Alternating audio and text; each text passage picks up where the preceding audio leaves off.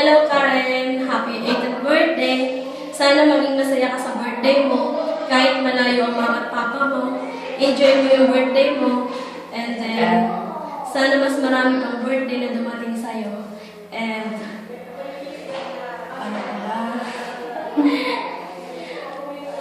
Basta, mag-enjoy ka na lang sa birthday mo, Karen. Happy birthday ulit. I love you. Pasensya na sa boses ko, ha. Kasi, napapao si Ate Asel. Happy birthday. I love you.